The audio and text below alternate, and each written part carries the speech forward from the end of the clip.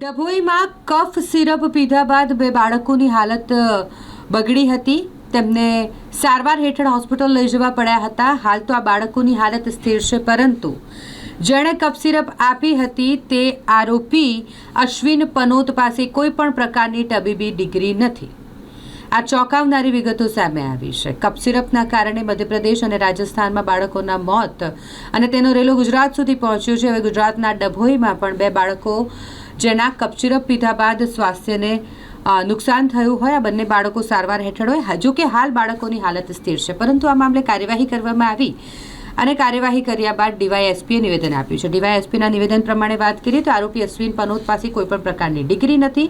તે ડિગ્રી વગર જ આ પ્રકારે દવા આપતો હતો. અશ્વિન પનોત સહિત બે લોકોની પોલીસ દ્વારા આ મામલે ધરપકડ કરવામાં આવી છે. ધોરણ 12 પછી અશ્વિન પનોત દ્વારા પ્રાઇવેટ કોર્સ કરવામાં આવ્યો હતો. તે એક બોગસ તબીબ છે તેવું સામે આવ્યું છે. તેને નોટિસ આપી અને ફરી પૂછતાછ માટે હાલ તો બોલાવવામાં આવ્યું છે. ગઈકાલે ડભોઈ પોલીસ સ્ટેશનમાં એક ગુનો રજીસ્ટર કરવામાં આવેલો છે.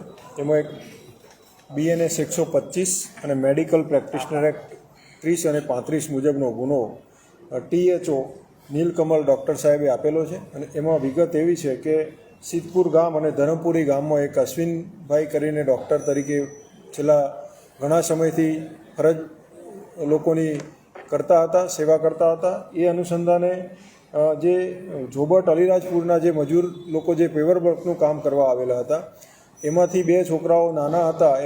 એમને કફ સિરપની સોડેક્સ DS કરીને એક બોટલ આપેલી હતી અને એ આધારે છોકરાઓ બેભાન થઈ ગયેલા હતા અને એમને છેવટે પ્રમુખ સ્વામી હોસ્પિટલમાં દાખલ કરેલા હતા. હાલ તબિયત સ્થિર છે અને સારી કન્ડિશન છે. એ આધારે જે THOએ તપાસ કરી અને એ અનુસંધાને ગઈકાલે ડભોઈ પોલીસ સ્ટેશનમાં ડૉક્ટર વિરુદ્ધ ગુનો રજીસ્ટર કરવામાં આવેલ છે.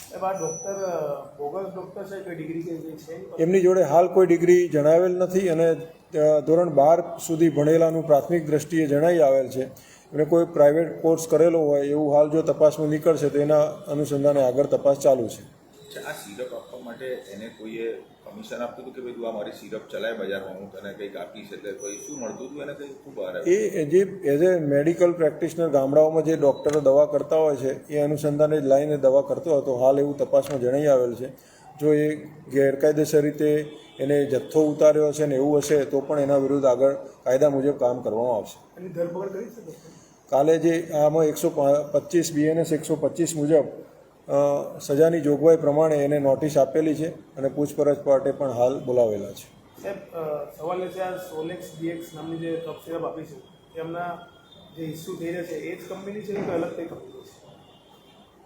કફ સિરપ આજે સોલેક્સ DX ના, એ પ્રતિબંધિત વાળી છે કે પછી? ના, એવું નથી. આ કોઈ પ્રતિબંધિત ડ્રગ્સમાં નથી આવતી. એ હાલ તપાસ ચાલુ છે.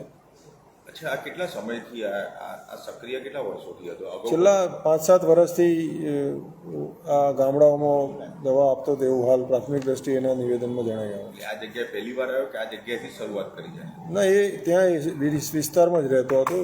અગાઉ સિદ્ધપુર રહેતા હતા, પછી થોડો ટાઈમથી ધરમપુરી ગામમાં આ રીતે એમની પ્રેક્ટિસ કરતા હતા.